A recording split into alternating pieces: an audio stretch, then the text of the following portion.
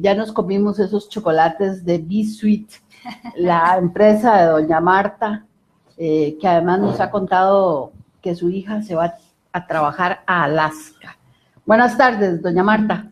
Hola, ¿qué tal? Sí, se me va para el Polo Norte, la Machita. Así que estoy como cualquier padre en este momento, feliz y orgullosa, pero también triste de... Nostálgica. Sí, por supuesto, por supuesto. Una linda tarde para todos, les deseo una linda semana. Juan José ya pasó por ahí, tiene a uno de sus hijos estudiando, sacando doctorado en economía, en matemáticas. En matemáticas. Casi nada. Hace 5 años estaba por allá, Mariano. Mucho gusto estar con ustedes hoy, un poco afectado de la garganta, pero ante el temor de que no hubiera quórum, ¿verdad? Porque sabíamos que don Fabio no puede venir y lo de Emilio estaba en duda. Sí. Bueno, vamos ahí porque Iris y Marta solas era peligroso. Extremadamente peligroso. Había que venir aquí a hacer contrapeso, ¿verdad? No, lo peor es que podríamos terminar alguna de las dos lesionadas. Entonces aquí estamos. Don Emilio Bruce, ¿qué tal su viaje? Muy bien, doña Iris, un viaje muy satisfactorio y una satisfacción que le di a mi señora esposa después de muchos años de casados. Acabamos de cumplir 46 años de casados y entonces era una forma también de celebrarlo. Una actividad muy agradable como la que usted acaba de pasar, porque usted hace 6 meses estaba en lo mismo. Sí, solo que mucho tiempo en el mar, 14 días es mucho, ¿verdad? Sí. Pero bueno, igual se disfruta, es maravilloso. Dicen que en el mar la vida es más sabrosa, que lo digan los porteños y los limonenses. Hay algo de eso. Empezamos con doña Marta, ¿les parece? Que traía el tema, el titular del periódico La República el día de hoy. Sí, correcto. Es un tema que a mí me apasiona, todo el tema de educación. Estuve casi una década en Costa Rica multilingüe y entonces estuve trabajando con todas las áreas de educación en el país, desde escuelas y colegios públicos, privados, con el INA, universidades públicas, universidades privadas y también con institutos de idiomas. Y por muchos años, así que llegué a conocer las diferentes instituciones durante diferentes administraciones y las dinámicas que se dieron en todas. Entonces es un tema que siempre lo tengo muy cerca de mi corazoncito y el ver hoy temprano la página principal de La República me dolió sinceramente verlo porque dice INA impulsará programas en favor de la demanda laboral. El tuit que hice, dije alinear la oferta y la demanda, suave en toque. Eso no es lo que ha estado haciendo el INA por los últimos 52, 53 años desde su creación. Qué difícil cuando no logramos definir las políticas del país por los objetivos y por las necesidades. De hecho, el fin de semana, a raíz de estar pensando en todo el tema de educación también, puse un pensamiento y le pregunté a la gente, a mis amigos de redes sociales, qué creían que era la razón de ser o cuál debería ser la razón de ser de la educación pública en un país. Les prometo que para la próxima semana, cuando tenga la retroalimentación, lo podemos tal vez comentar, porque me parece súper importante, de qué es lo que debería ser, cuál es la percepción de la gente, porque era lo que usted decía, doña Iris, hace un momentito, la participación ciudadana es importante. Nosotros como ciudadanos tenemos que tener claro qué es lo que estamos esperando que nos den en términos de educación pública, por ejemplo, porque si sabemos qué es lo que se necesita, sabemos qué es lo adecuado, pues también podemos exigirlo. En términos del Instituto Nacional de Aprendizaje, es una organización que ha sido siempre un premio político, por tradición, durante muchísimos años, porque es una de las instituciones que tiene financiamiento automático por la ley de todas las contribuciones que damos los patronos al país. ¿Cuánto es, don Emilio? ¿1.5 o 3%? Creo que es el 1.5. El 1.5 de todos los aportes que hacemos van al INA para que el INA se encargue de devolvernos a los patronos, a las personas con las capacidades que se necesitan para poder llevar a cabo las labores que nosotros en las diferentes industrias o sectores necesitamos. El presupuesto del año pasado del INA fue de 126.410 millones, esos son 220 millones de dólares. Es un montón de dinero. Y muy triste saber que en este momento solo el 33% de los muchachos que se gradúan del INA están encontrando trabajo. Pues no estamos haciendo bien las cosas, no estamos usando ese dinero para lo que se necesita. Y esto es una preocupación grandísima y los últimos gobiernos todos han venido a decir hay que trabajar con el INA, tenemos que alinear la oferta con la demanda, tenemos que actualizar. No sé si sabían que los programas que se dan en este momento en el INA fueron descritos o diseñados en 1995. O sea, año con año. El mundo va cambiando, va avanzando y nosotros seguimos 20 años después con los mismos programas con los que estábamos en 1995. Por supuesto que no encuentran trabajo. Si seguimos como salió hace unos meses en el periódico haciendo trajes de vaqueritas, ¿verdad? Y haciéndole caso a salacuartazos que vienen a definir necesidades que realmente no son para las que fue hecha la organización. Mire, es que nos están dando el curso de FOAM en el barrio donde yo vivo, en la sede de Lina. También veo falencias o carencias en términos de la definición. Por ejemplo, hace muchos años el Ministerio de Educación Pública lo que andaba buscando era cobertura y eran las necesidades que tenía el país en ese momento. Entonces, un buen ministro de Educación era el que lograba construir muchas escuelas y llevar la educación primaria a más niños en el país. En el INA se ha incurrido también en lo mismo. El que más sedes construye del INA es el mejor presidente ejecutivo y tenemos edificios que no tienen ni siquiera profesores, que están medio vacíos y no tienen profesores para dar las clases. Y esto son un montón de problemas seriosísimos. Ahora, ¿qué es lo que hay que hacer? Yo creo que el INA ha sido una de las organizaciones a nivel nacional más diagnosticadas. Y de hecho, escuché un día de estos a este muchacho valenciano hablando en una entrevista y decía, ya no necesitamos más diagnósticos. En eso estoy totalmente de acuerdo. Lo que hay que hacer es empezar a hacer. Pero qué problema en este país cuando todos nos majamos las mangueras para hacer las cosas. En la administración anterior se había hecho una licitación, no sé si están familiarizados con eso, con la OIT, para hacer un estudio de diagnóstico y también hacer una definición estratégica de para dónde debería ir el INA. Y yo leí todo el reporte, como les digo, es un tema que a mí me interesa muchísimo, me pareció un diagnóstico muy bien hecho que atacaba, pero directamente todos los problemas que tenía el INA. Les menciono un par, que el sistema de calidad se ha vuelto rígido, que hay duplicidad de funciones, que eso es importantísimo, se ha dotado al INA de nuevas funciones, pero sin actualizar las modalidades de servicio. Por ejemplo, se le ha dado responsabilidad para trabajar con Banca para el Desarrollo, pero no se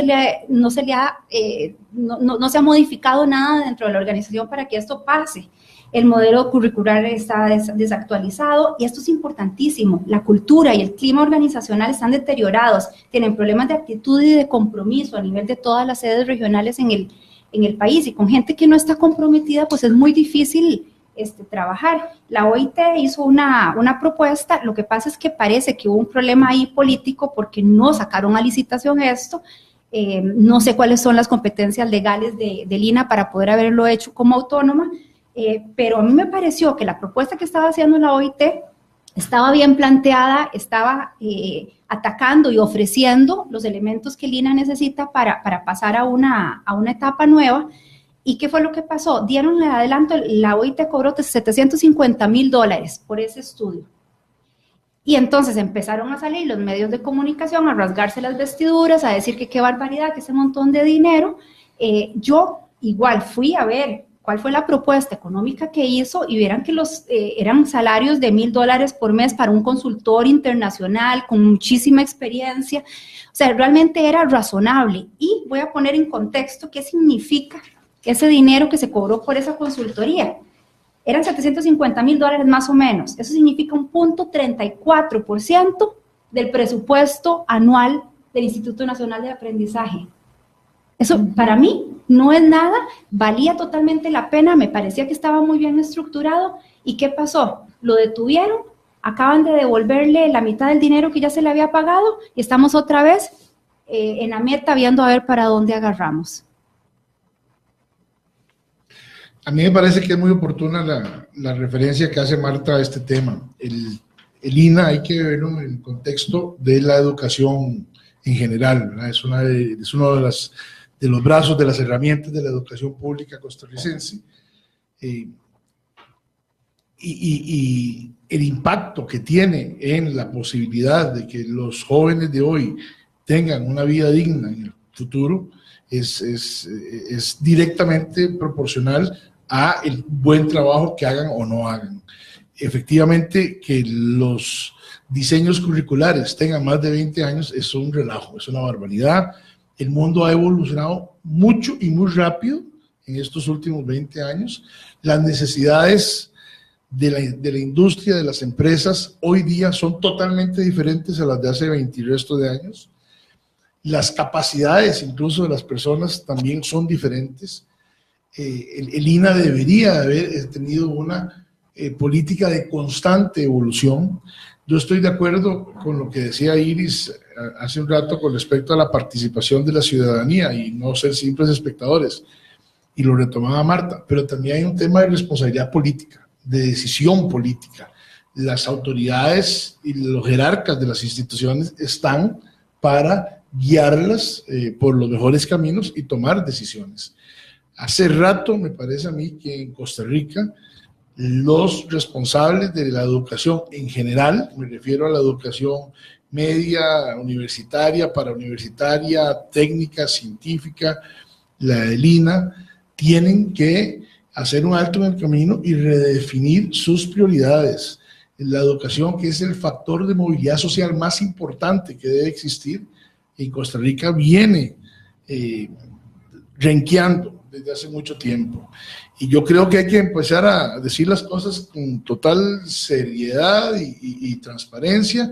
Hay profesiones, y probablemente la mía entre ellas, que en el futuro van a tener menos importancia y menos trascendencia que otras. Y en ese sentido... No estoy de acuerdo, ustedes los abogados son un mal necesario. Y en ese sentido, las ciencias y las tecnologías claramente son las carreras, las profesiones hacia las cuales un país como el nuestro debe apostar. Las ciencias sociales cada vez son, para efectos de todo lo que es productividad y todo esto, menos relevantes. Y una política pública dirigida a fortalecer la participación educativa en estas áreas es absolutamente indispensable. Y el INA, sin ninguna duda, ha venido, digamos, incumpliendo con su tarea, y la prueba es que esas 2/3 partes de sus graduados no están consiguiendo trabajo. Así que en buena hora que se traiga a colación el tema. Ojalá que la nueva administración lo asuma con muchísimo mayor dedicación y que nuestros jóvenes tengan espacios de educación, de formación, tanto a nivel de estas instituciones como universitarias, mucho más acordes a las exigencias del nuevo mundo. Doña Iris, yo fui miembro de la junta directiva de esa institución hace muchos años. Era el presidente ejecutivo, don Abundio Gutiérrez Matarrita, y luego lo fue don Guillermo Vargas Salazar. 2 personas de calidad y 2 personas muy visionarias de lo que debía ser una institución como esta, que lo que debía hacer era lograr justamente el calce entre la demanda de puestos técnicos de trabajo y la oferta. Lo hicieron, a mi juicio, muy bien. En aquel entonces, debido a los problemas fiscales, la autoridad presupuestaria nos obligaba a generar un gran superávit y no podíamos gastar todos los recursos. Y aún así, la labor en aquel entonces fue extraordinaria. Yo representé en aquel momento al sector comercial durante esos 8 años. La Cámara de Comercio me nombró en esa posición. Creo que, como todas las instituciones en un país, en un gobierno, en una empresa privada, sufren de ciclos de auge y también de decadencia. Y creo que el INA había caído en un problema de enfoque. Era más fácil seguir haciendo lo que se había venido haciendo que comenzar a luchar por reenfocar las cosas hacia carreras, preparaciones, cursos que eran los pertinentes. La falta de una educación pertinente es la barrera más importante en estos momentos para que las personas desempleadas encuentren trabajo. Yo, a diferencia de doña Marta, cuando leí el titular del diario La República, me sentí muy complacido, porque muchas veces cuando se ha perdido el foco y se ha perdido la ruta, el que llegue una persona como este señor Valenciano a indicarnos que hay que retomar el camino y las raíces y los propósitos originales, porque lo que hay que hacer es preparar las gentes que el país necesita y no preparar las gentes en los estudios que las gentes quieran sin mayor objetivo de producción. Me parece que está en lo correcto. Del señor Valenciano tengo extraordinarias buenas referencias. Él es una persona que ha dedicado su vida a estudiar asuntos públicos, a estudiar en sus ONGs la resolución de problemas sociales. Y creo que él va a poder hacer muchas cosas mejores que muchos que le antecedieron. Me parece más serio, me parece una persona honesta, me parece una persona que nunca ha tenido hambres atrasadas y en consecuencia no es persona que va a llegar ahí a manotear. Me parece que es un individuo extraordinario colocado para una misión extraordinaria. Yo al señor Valenciano Yamuni le deseo todo lo mejor, porque lo mejor que él haga va a ser lo mejor para el país, sin duda. En general eso aplica para todo el gobierno. Cuando la gente, yo la escucho basureando acciones del gobierno, yo a todo el mundo le digo, pero es que a todos nos conviene que al gobierno, sea cual sea, votemos por él o no votemos por él, que le vaya bien, porque si hace las cosas bien, los que nos beneficiamos somos definitivamente los costarricenses. Y en efecto, ojalá que Sí. esta sea la oportunidad en que las cosas realmente se empiecen a alinear con las necesidades que tienen el país. Hay un dato Ahí interesante. tal vez, doña Marta, para decir algo más, y es que que ahora seguramente hablaremos sobre el tuit del ministro, él decía algo con respecto a la educación. No, dijo que no era de su autoría, sino de que un profesor se lo dijo. Y tenemos un sistema educativo del siglo XIX, con maestros del siglo XX y con estudiantes del siglo XXI. O sea, Lapidaria. Pues, a mí me dejó impactada esa es la realidad. Hace mucho andando Y vueltas eso es ahí. lo que ha pasado con el INA. Claro. Si usted dice que el último que se revisó el currículum es del 95, periodo en el que estuvo don Emilio, significa que hasta ahí ese currículum que se hace en el 95 sigue vigente por varias razones, o por pereza mental, o por no querer hacerse broncas con, ya sabemos, esos pequeños grupos que hay que manejan las instituciones públicas de nuestro país. Aquí el tema es hacer también un currículum más atractivo, que los muchachos digan, quiero ir al INA. Que motiven.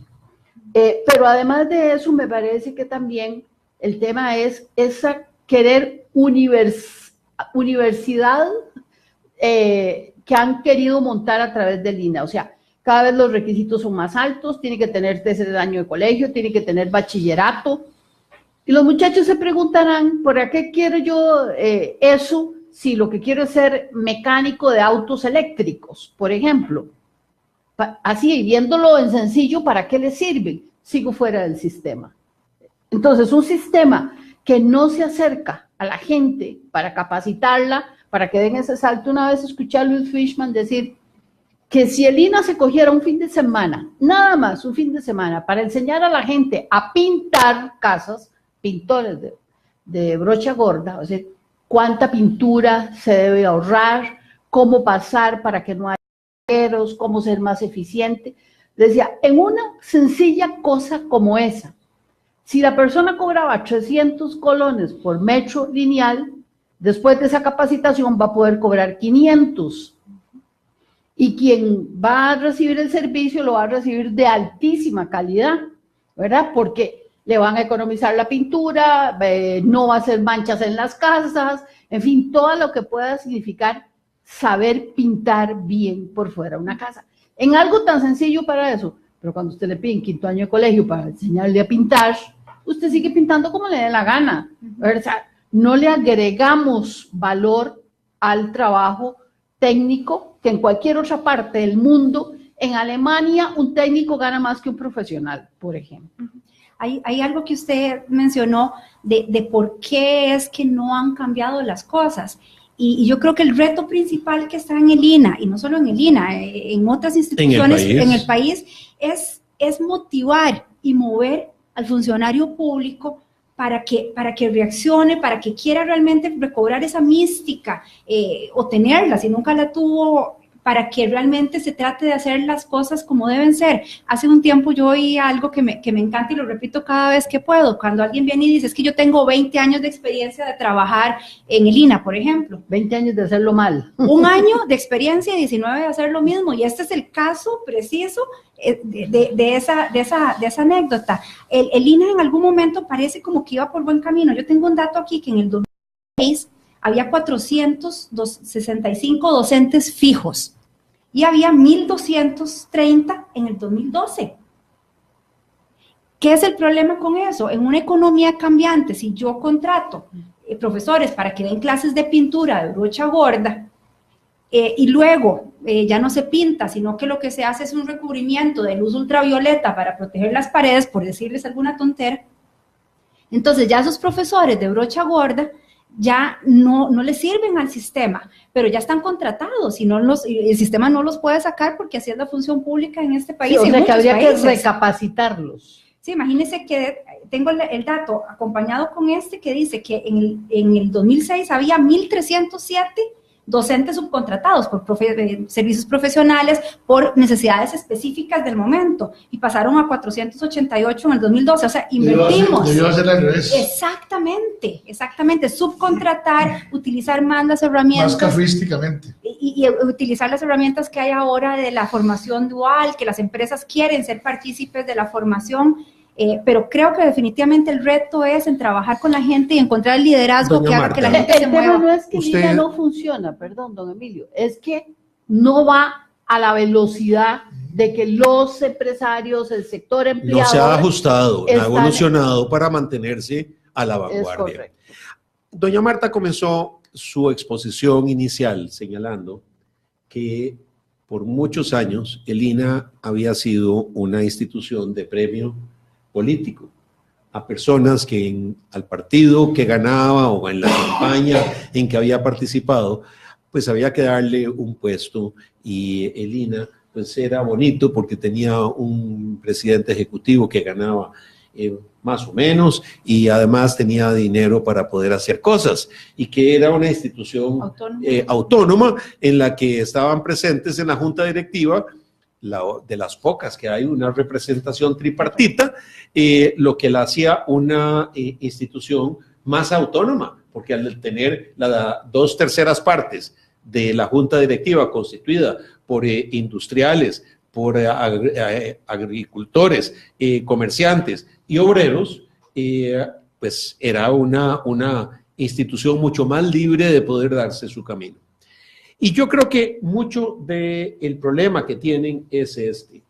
El hombre hace la diferencia y cuando uno pone personas medianas, obtiene resultados medianos. Y cuando pone líderes que saben de lo que están hablando y saben a dónde debe llevarse una institución y tienen el dinero para poder hacerlo, pero sobre todo tienen las convicciones, la capacidad, la preparación para hacerlo, la situación es muy distinta. Por eso le tengo una gran confianza al señor Valenciano Yamuni, porque él es una persona que forma parte de la inteligencia nacional, de esas personas que se han capacitado la vida entera, pero que además han trabajado en ONGs buscando el beneficio social de una manera intensa. Yo le deseo mucha suerte y espero que ese vicio de poner pegabanderas para que se ganaran algo y manejaran la institución termine con el señor Valenciano para siempre, porque él es una potencia en lo que está. Vamos a esperar resultados. Al mejor mono se le cae un zapote, pero por lo menos fue bien escogido y mejor nombrado. Sí, yo nada más quiero cerrar esto antes de irnos al corte, para decirles que en el periodo 98-2002, cuando doña Elizabeth Odio era ministra de Ambiente y Energía y también vicepresidenta de la República, ocurrió algo con respecto de Lina que a mí me llamó la atención. Como es doña Eli, que el poder es para ejercerlo, ¿verdad? No para contemplar. ¿Sabía que es la única mujer presidenta ejecutiva que ha tenido Lina? Ajá. Resulta que doña Elizabeth, siendo vicepresidenta de la República, dio instrucciones para que cambiaran los cursos de hacer peluches para mujeres y mermeladas, que eso no está mal, porque yo bien me como un pedazo de pan ahora con café y una buena mermelada, pero como parecía que era solo esa visión de reproducir los roles asignados socialmente a las mujeres, era lo que hacía Lina. Entonces resulta que un grupo de mujeres se ponían de acuerdo en un barrio, iban todas y todas hacían peluche, y todas hacían, no podían competir en un mercado así. Empezaron junto con una fundación que dirigía, ahorita no recuerdo, Guaria Vargas, enseñaron a las mujeres de las costas, en Costepájaro, por ejemplo, a hacer las pangas. Entonces, mujeres aprendieron a hacer su transporte marítimo. Y yo creo que eso es lo que hay que hacer, o sea, tener una visión más, qué es lo que está necesitando el mercado, o qué es lo que está necesitando la gente para capacitarse.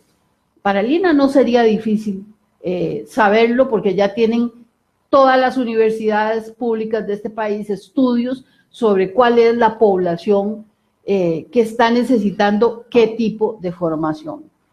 Muchas gracias, doña Marta, por traernos este tema y esperamos, bueno, apenas acaban de cumplir un mes, las nuevas autoridades, yo creo que ya ahora ya no se les da ni los 100 días, al mes ya los queremos fuera de gobierno, pero esperar a ver que el ministro, que el presidente ejecutivo de Lina diseñe ese plan, lo muestre al país y empecemos a verlo para incluso invitarlo aquí y preguntarle algunas de las cosas. Me parecería magnífico que pudiéramos tenerlo acá para preguntarlo y para felicitarlo también por las cosas buenas. Es que el país también, doña Iris, se ha convertido en un país de francotiradores. Todos tienen el rifle listo, todos tienen la mano en el gatillo y disparan incesantemente contra todo lo que se mueve. Pero eso no puede ser. Tenemos que encontrar las cosas buenas que se están haciendo para estimularlas. Y hay que, claro, censurar aquellas que no son tan buenas. Pero se están poniendo como malas cosas que no necesariamente son malas. Y se está disparando contra personas contra las que podrán haber cometido errores en el pasado o habrán de cometer en el futuro. Pero que con un poquito de estímulo y un poquito de paciencia podríamos sacar de ellas todo lo mejor. Emilio Bruce, Marta Blanco, Juan José Echeverría son los invitados esta tarde aquí en Confrontación Democrática, analizando los acontecimientos, las noticias que usted lee, ve o escucha en los medios de comunicación, más allá de los titulares, porque el contexto cuenta. Ya casi estamos de regreso.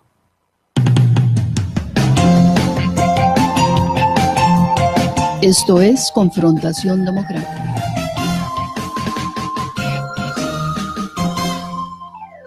La red eléctrica y el medidor no se manipula. No se la juegue, no meta mano. Su patrimonio, el de sus vecinos, su vida y la de su familia están en riesgo. La Compañía Nacional de Fuerza y Luz es responsable de administrar la red eléctrica de forma especializada, profesional y segura. La energía nos conecta. Más información en nuestro sitio web www.cnfl.go.cr.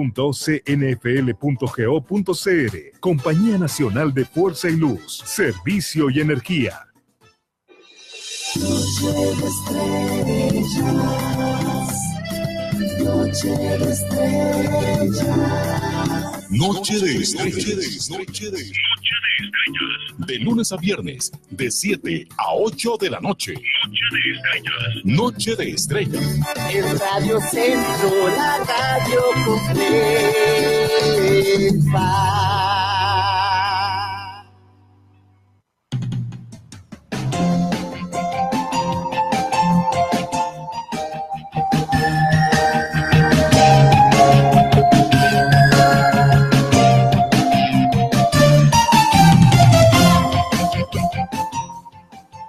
Estamos en Confrontación Democrática hoy con don Emilio Gruz, doña Marta Blanco y don Juan José Echeverría, como todos los lunes con empresarios analizando las noticias que usted lee, ve y escucha con el propósito de contribuir con la formación de opinión pública.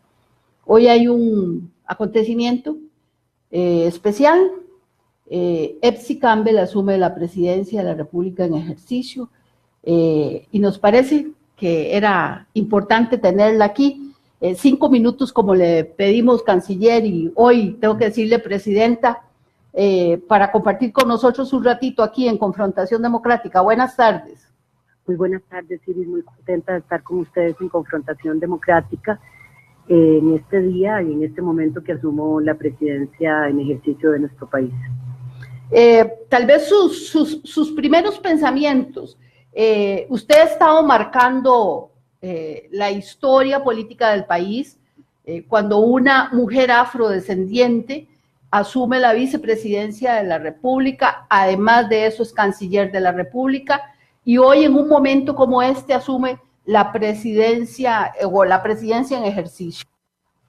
Bueno, mis primeras sensaciones es de nuevo volver a poner los ojos sobre las responsabilidades que tenemos como país y las responsabilidades que ha asumido este gobierno y por lo tanto yo a la par del presidente Alvarado en desafíos que tienen que ver mucho con la política interna y mucho con la política exterior.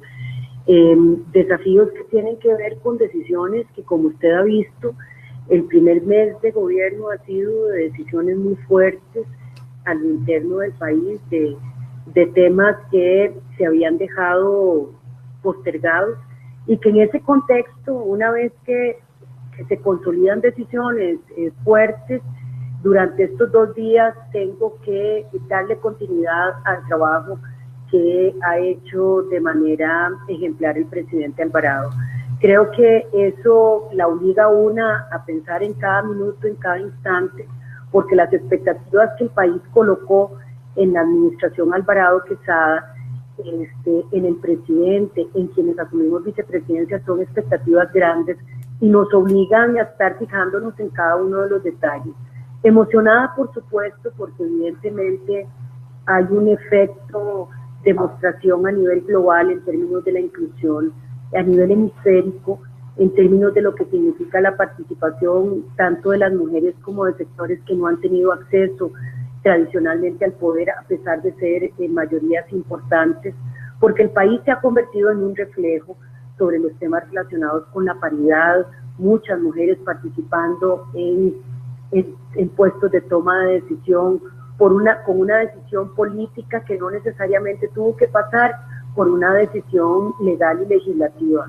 Emocionada porque cada vez hay más niñas en este país y en todos los países de América Latina, y más niñas y niños afrodescendientes e indígenas que empiezan a mirar en esa fotografía democrática caras que se les parecen a ellos y que por lo tanto les da la posibilidad de soñar.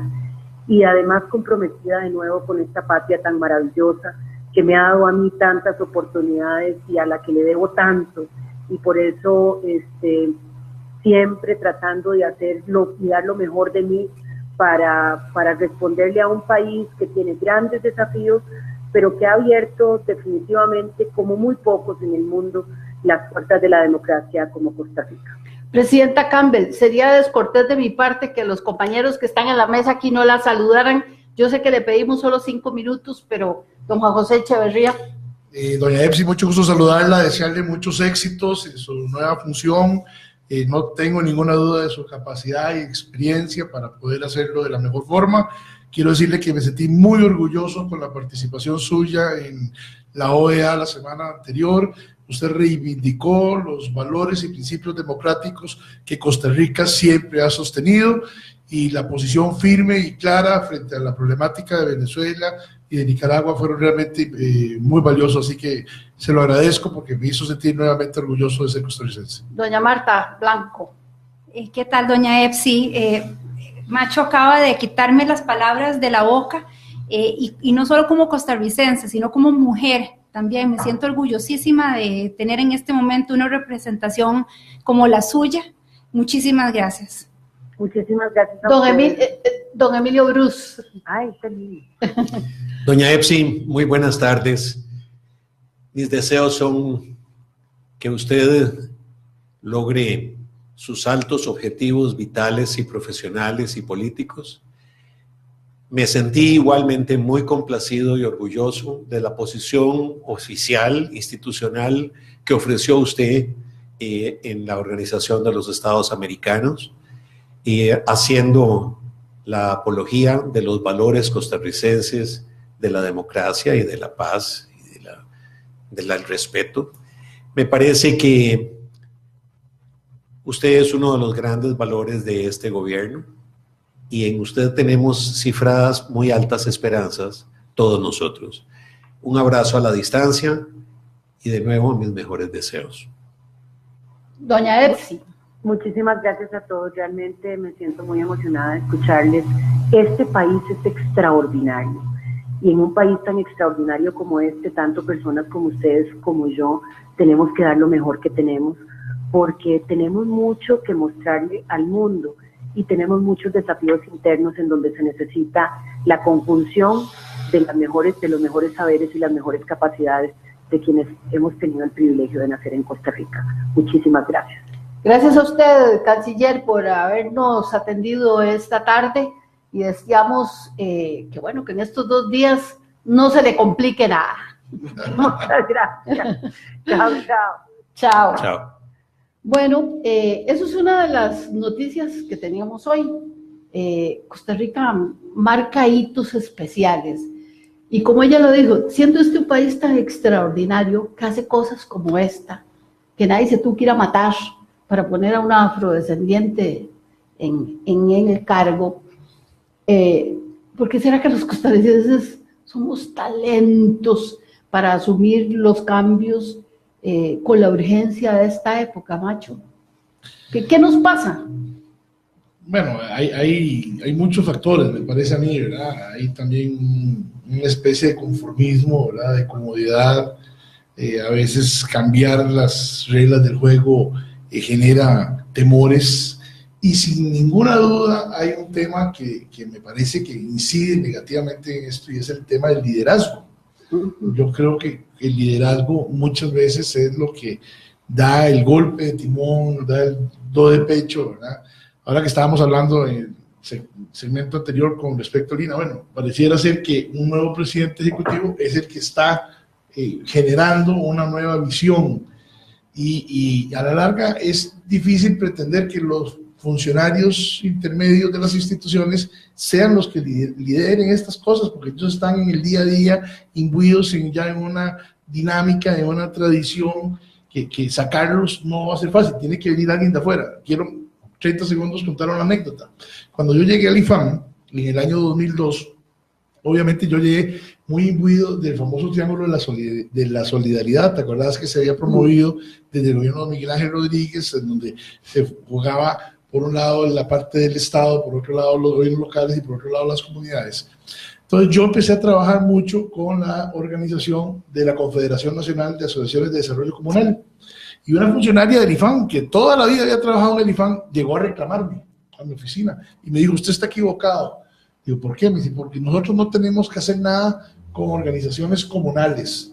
Nuestra labor es únicamente con las municipalidades, porque somos el Instituto de Fomento y Asesoría Municipal, no comunal. Y le dije yo, no, mire, fulanita, y muy respetable y una funcionaria de mucha trayectoria, pero ya, digamos, se había quedado captada, ahí. Exacto, secuestrada por la tradición. Y no, mire, es que el problema es que cuando usted ve Instituto de Fomento de Asesoría Municipal, usted piensa en la municipalidad, yo pienso en el municipio. En el municipio. En el municipio, en el conjunto de personas que están en un territorio municipal. Sí, porque municipios somos todos los que municipios somos todos. Entonces es una nueva visión.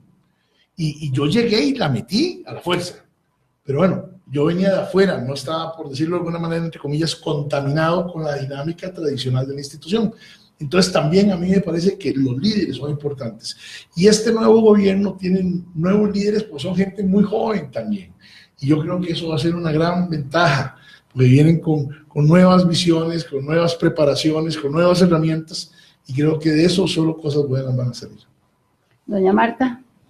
El ser humano tiene resistencia al cambio natural. Nos gustan que las cosas no se compliquen, que sigan saliendo igual. Yo he visto muchísimos jerarcas durante muchísimas administraciones que llegan casi con miedo a hacerse cargo de un puesto, y se los juro que yo creo que van como se ve en las películas, que tienen un calendario que van marcando los días sin eventos. Y nada más que pasen mis 4 años, gané mi bagaje político, o mi salario, o la razón por la que estaban ahí, sin atreverse a hacer Ese no cambios. es mi líder. No, definitivamente, eso lo tengo clarísimo. De hecho, aquí lo que nosotros necesitamos son líderes, son personas que tomen riesgos. Porque, por supuesto, hacer un cambio se la juega uno de que salga bien o que no salga bien. Pero si no nos tomamos el riesgo, pues vamos a seguir en ese nadadito de perro en el que estamos. Hace poco le pregunté, cuando estaban escogiendo a todo el gabinete, le pregunté a un alto jerarca de una institución, no voy a mencionar nombres para proteger a los involucrados, y le preguntaba yo que si creía que la persona que se eligiera para esa organización debía ser alguien de adentro con la experiencia o alguien de afuera. Y me dijo con toda la transparencia y toda la honestidad del mundo que sentía que tenía que ser alguien de afuera.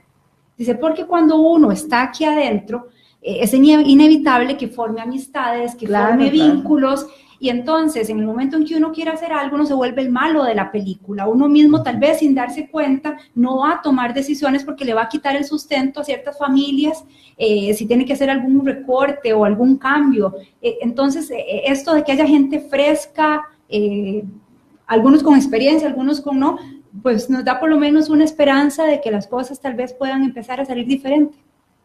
Y también, claro, hay un compromiso de la ciudadanía para presionar para que eso sea diferente. Don Emilio, lo veo muy pensativo. El país necesita más que calientaasientos, líderes. Pero para poder ejercer el liderazgo en una comunidad, se necesita tener algún marco de planeación estratégica nacional. ¿Cuáles son los intereses del país? ¿Qué es lo que queremos hacer de este país en 5 años, en 10 años, en 15 años? ¿Cuál es la dirección, el derrotero que lleva este país para poder ir ejerciendo uno el liderazgo dentro de aquel marco virtuoso en el que vamos a llevar al país a costas y destinos superiores? Lo que hemos tenido, por un lado, son calientaasientos. Y por otro lado, hemos tenido gente ocurrente, que tiene ideas brillantes, comillas, y que resultan que eran impracticables dentro de lo que es el marco del Estado. Pero todavía a estas alturas de nuestro desarrollo y en el siglo XXI, este país no tiene una gran estrategia nacional. ¿A dónde vamos a llevar este país? Si yo le preguntara a usted, doña Iris, ¿cuáles son los intereses de Costa Rica? ¿Cuáles son las metas que Costa Rica debe fijarse? Probablemente tengamos las de Iris Zamora, pero no tengamos las de Costa Rica, porque ni siquiera formalizadas están. El Estado debería, de alguna manera, realizar algunas encerroncitas para tener una idea de qué es lo que se pretende, porque el Plan Nacional de Desarrollo no es ni por asomo una gran estrategia nacional. Debería serlo. No. Debería serlo. No, doña Iris. El problema es que se planea el país para 4 años y el Plan Nacional de Desarrollo debería ser un plan que oriente el país por 30, 40 años. Doña Iris, la gran estrategia nacional es de largo plazo. Después de la gran estrategia nacional vienen las tácticas que vamos a usar. Y después de las tácticas vienen planes, programas y operaciones. Y el Plan Nacional de Desarrollo es de tercer nivel. Pero es porque tal vez esa concepción que tiene.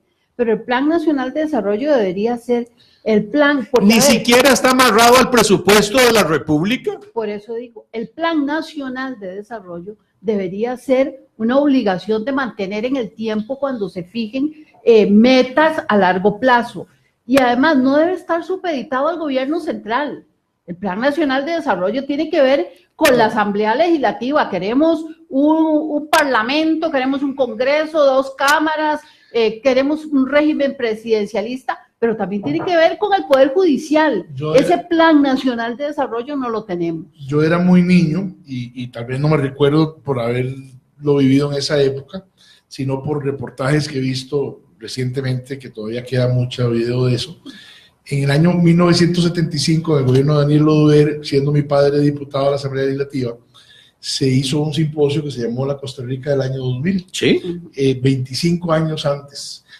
Don Oscar Arias no era todavía ministro de Planificación, pero sí era de Ofiplan. Estaba una oficina antes de ese ministerio adscrita a Casa Presidencial. Incluso hay tomas muy interesantes del Teatro Nacional en donde están los expresidentes, ¿Sí? el teatro abarrotado. Eso es lo que Costa Rica tiene que hacer. O sea, Costa Rica tiene que plantearse Construirse ese cada marco. cierto tiempo en una construcción interactiva, de mucha participación de los principales líderes, que es lo que queremos dentro de 25 años e incluso en 50 años, porque eso hay que empezar a construirlo desde ahora. Y por supuesto no es solo un poder ejecutivo, tiene que haber una participación de los sectores, de las diferentes organizaciones sociales, políticas. Y de los poderes del Estado. Ahora, Macho, vos estás hablando de eso. Nosotros hasta para construir una casita pequeñita, hacemos un project con todos los pasos de qué es lo que tenemos que hacer, y si la casa va a durar, por decirles algo, 2 años en construirse, al año tenemos que venir y valorar si realmente vamos bien, que si hay que replantearse algunos de las metas, y todo tiene que ser medible. En este país nosotros no medimos absolutamente nada y entonces no sabemos para dónde vamos ni cómo vamos a llegar ahí. Así es. Bueno, Qué lamentable. no sé, María Fernanda, si usted nos dice cuánto nos queda, sabremos si tenemos tiempo, 3 minutos, no sé, un comentario sobre el tuit del ministro de Educación que ha alborotado a algunos sectores. Yo ayer en mi tweet dije que don Edgar Mora en lo personal podía ser ateo y pensar lo que quisiera sobre el suicidio como persona, pero que como ministro de Educación debía ser más cauto con lo que dijera, porque podían malinterpretarse las palabras y eso era muy perjudicial. Yo creo que los servidores públicos y en general todos los que usamos redes tenemos que tener mucho cuidado con lo que escribimos, en la forma que decimos las cosas, porque se multiplican. Pero sobre todo alguien que además en su trabajo se supone que debe ser ejemplo, está llamado a ser ejemplo de jóvenes y de niños. Voy a hablar por el conocimiento, por ósmosis de mi hija, que es médico y además es experta en el tema de salud mental, porque trabajó en el Centro Carter en Estados Unidos, que se dedican a temas de paz y de salud mental. Ellos han llegado incluso al extremo de preparar guías para que los medios de comunicación sepan cómo se debe anunciar, por ejemplo, el tema de los suicidios y cómo se debe manejar, porque hay un síndrome que se llama el síndrome Werder, que se llama copycat también, que dice que cuando hay un homicidio muy altamente publicitado, hay réplicas. Y se empiezan a matar muchachos. Este libro que le dio el nombre, el síndrome, fue escrito en 1774. Y en ese tiempo, los gobiernos de Italia, Alemania y otros prohibieron el libro porque los muchachitos se estaban matando porque el héroe, por decirlo así, o el personaje del libro se había suicidado. Entonces hay que tener muchísimo cuidado y coincido totalmente con lo que dice Macho. No son palabras al aire, no podemos juzgar si nosotros no somos expertos en las consecuencias que esto puede tener, y la ligereza que hay en medios de redes sociales es muy, muy peligroso. 30 segundos, don Emilio. El tuit del señor ministro se produjo en una interacción privada de él con un grupo de amigos. Ajá. Él no cogió y se escribió costarricenses, esto es lo que pienso. Lo hizo entre sus amigos en su cuenta de Twitter. Él puede y tiene derecho a su opinión y a su convicción sobre Dios.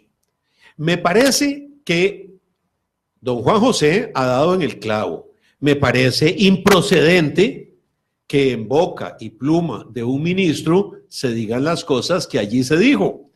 No es un asunto de prudencia, es un asunto también de fondo. Hay cosas que el ministro tiene que medirse porque ahora es ministro. Ya no es un ciudadano como Iris Zamora o Juan José Echeverría, o Marta o yo. Él es una persona que está formando, dirigiendo y educando a 1 millón de jóvenes y niños, y sus palabras tienen repercusión. En consecuencia, a don Edgar hay que recordarle que tiene que ser prudente en todas los actos de su vida, desde los gestos como balletista en un kinder, hasta el decir cuando entra a las escuelas que él es ateo, o hablar del suicidio en forma privada, pero que es pública porque los tweets los leen todos. Al orden, el señor ministro tiene que ordenarse y ser ministro o dejar de serlo. No creo que haya sido una falta tan grave como para que deje de ser ministro. Del texto yo personalmente no deduzco que es una incitación al suicidio. No creo que el texto haya dicho, todos los niños se pueden suicidar porque esa es la verdad. Me parece que aquí hay mucha connotación política, y el hecho de que se siga recordando que es ateo es una prueba de que le están castigando porque dijo que era ateo. A mí me parece que a esto también hay que verlo en ese contexto. Pero sí es cierto que el ministro tiene que tomar nota de que ahora todo lo que diga o piense se va a oficializar. Mañana, si les parece, nos volvemos a encontrar. Que la pasen muy bien. Confrontación democrática.